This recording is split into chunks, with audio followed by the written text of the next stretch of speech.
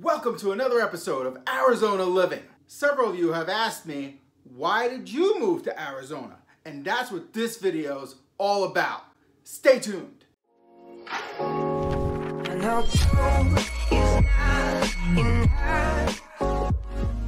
Now, for those of you that really don't care why the heck I moved to Arizona, I understand.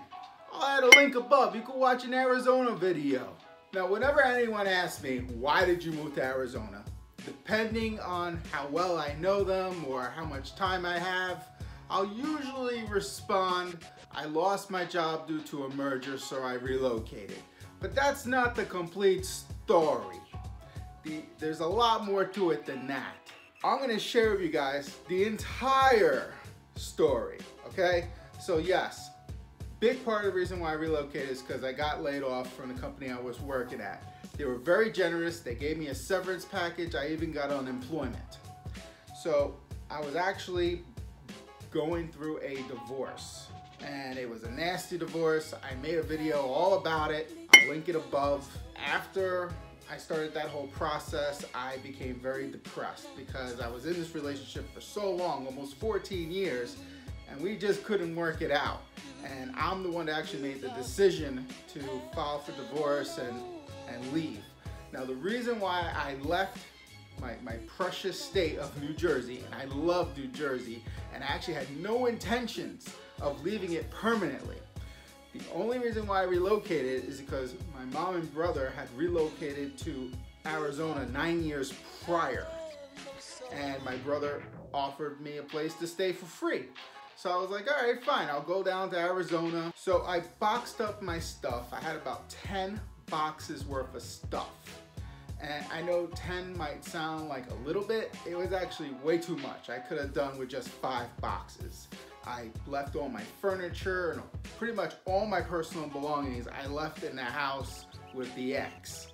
I just wanted a reboot. I wanted a fresh start. So I made a line in the sand because I was going back and forth about leaving New Jersey, and what it was for me was my line in the sand. There was a car. We had an old car that my wife was insistent that she didn't want to get rid of, and she had it parked in a neighbor's driveway. So we argued back and forth about this all the time, and I was adamant, we gotta get rid of that car. It's not good. He's not happy. We need to get rid of this car. And it was a matter of respect. She did not respect me enough to do something about it. And the car was not in my name, so I legally couldn't just, call a place and have it towed away, because knowing her, she would have sent me to the cops. So we battled about this all the time. And one day, as I'm driving up the hill towards the house, I said to myself, all right, if that car is still in the driveway, I'm leaving. And sure enough, the car was still in the driveway. So that was the day I took my boxes to United States Postal Service, USPS, and I shipped them out. Funny thing, about 3 to 4 days later, the car was gone, and I hadn't said anything to her about my decision that was my line in the sand. So she was 3 or 4 days away from me actually staying. To my surprise, all 10 boxes arrived perfect in Arizona. I had them shipped to my mom's house in Mesa, and I got in my SUV. My dad and my dog came with me, and we drove cross country from New Jersey all the way to Arizona.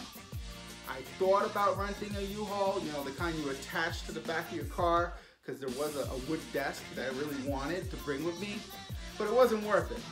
The cost of the U-Haul was going to be like $700. The desk itself was probably only worth $300.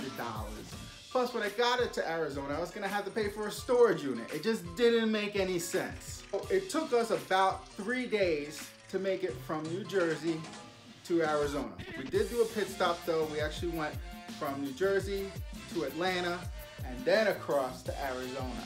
Now, I drove the whole time, with the exception of 1 hour, because my dad insisted he wanted to drive. Now, his vision's not good, and the way he drove was this. He would slam on the gas and then just pull his foot completely off the gas. So we were like this. And then at the same time, he was steering like this. So I was like, it was miserable. I only let him drive for like 1 hour. That was it. So after I got settled in Ahwatukee, which is where my brother lived, you know, I was just, when it finally hit me that I had left everything behind, was starting completely over, I felt like a complete and total failure. I was facing depression, and it was so bad that I felt numb. I couldn't feel anything. I really couldn't laugh. I felt nothing. So deep inside, looking back, I realized that is why I started to really pursue Match.com, because in the back of my head, I wanted to feel something, even if it was rejection. I know that sounds crazy, but I needed to feel something. The problem with Match is it's like fishing. You cast your line, you wait, you wait, you wait. And that didn't work for me. I wanted to expedite this process. So I figured out a way to game Match.com. I'll add a card above. I ended up actually writing an ebook called 1,000 Women in 30 Days, all about how I gamed Match.com. And ultimately, I met my current wife. Fast forward, I moved in with her in Avondale, which is in the West Valley.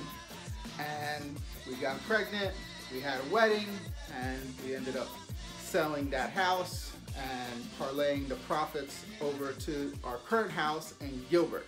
So why did I move to Arizona? I lost my job, I was getting divorced. Here's something I didn't tell you yet. I got audited by our friends at the IRS. And on top of that, I was going through a foreclosure in New Jersey. When I moved here, again, I had no intentions of staying whatsoever. In fact, I missed New Jersey so much, I got this tattoo right here. I had no intentions of staying. But now, it's about 7 years later, I can appreciate the finer things about Arizona. There are things I really like. There are some things I don't. Nowhere is perfect. But the fact that there's no snow and it's a lower cost of living, you know, and I've been finding lots of places that remind me of home. I'll have to make another video about that. For example, this past weekend, there's this restaurant called Chompy's. They have Italian cookies there. They got like a whole counter. I'm gonna have to do an episode just on that. And there's places here that claim to have New York style bagels. I'll be the judge of that. So this concludes another episode of Arizona Living. Be sure to like and subscribe, and let us know below where you'd like to see us go next. Till next time.